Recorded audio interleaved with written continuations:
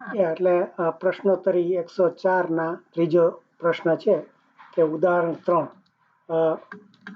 કે આ એક વર્તુળ છે 13 સેન્ટીમીટરની ત્રિજ્યાવાળું, એનાથી 5 સેન્ટીમીટરે એક જીવા દોરી છે, તો એ જીવાની લંબાઈ કેટલી એ આપણે શોધવાનું છે. તો આમાં આપણે પાયથાગોરસનો નિયમનો ઉપયોગ કરવાનો થાય છે. એટલે જોઈએ કે આ વર્તુળ છે એમાં આપણે આ એક જીવા હોય એ બી, અને એ એમ કે આ વર્તુળની ત્રિજ્યા છે એ 13 છે. આપણે આ 13 સેન્ટીમીટર આપ્યું કેન્દ્રમાં, અને બીજું શું આપ્યું છે કે આ જીવા છે એ 5 સેન્ટીમીટર દૂર છે. એટલે કે આ કાટખૂણે જો તમે જીવા ઉપર કેન્દ્રમાંથી જો દોરો તો 5 સેન્ટીમીટર દૂર છે. તો આપણે આ એબી ની લંબાઈ શોધવાની છે.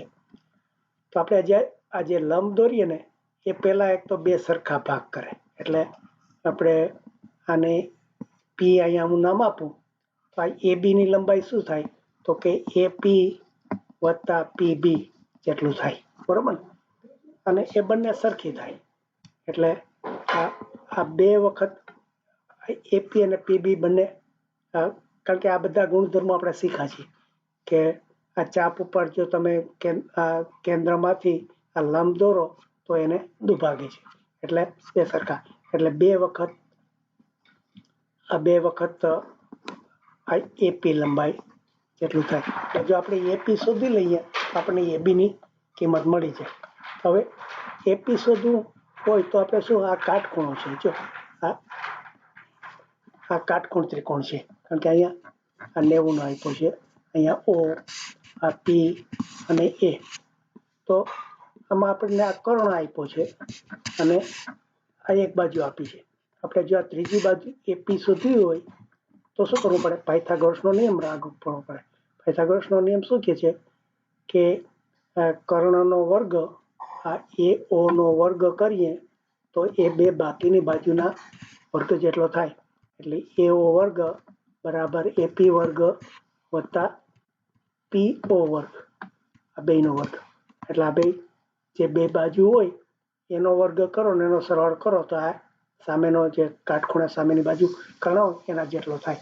તો બસ આમાં આપણને આ બે બાજુ આપી છે અને ત્રીજી શોધવાની છે. તો આની કિંમત મૂકી, એ ઓ બરાબર 13 છે, આ 13 નો વર્ગ કરો, પછી આ એપી આપણે શોધવાનું છે એટલે એને એમ લખી દઈએ, અને વત્તા પીઓ નો સ્ક્વેર, પીઓ એટલે આ 5 છે તો 5 નો વર્ગ.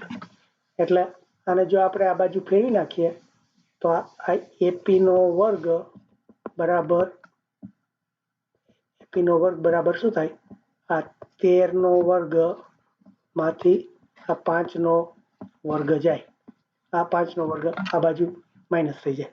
એટલે 13 નો વર્ગ એટલે 13 ગુણ્યા 13 એટલે 13 39 અને 13 એટલે 9 થાય.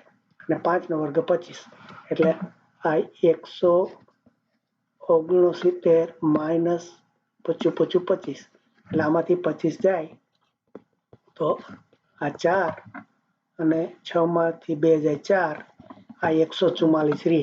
એટલે આ એપી વર્ગ છે એનું 144 આવ્યું. એટલે વર્ગ છે તો આપણે વર્ગમૂળ એપી જોતો હોય તો આનું વર્ગમૂળ કરવું પડે. એટલે આનું 144 નું વર્ગમૂળ કરીએ તો શું થાય? 12 12 44, એટલે 12 થાય.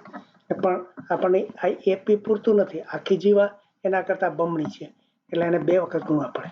એટલે એને 2 વખત આ 12 ને ગુણી નાખીએ તો આ 12 દુ 24 એ આખી આપણે એબી ની જે જીવા છે એની લંબાઈ થાય 24.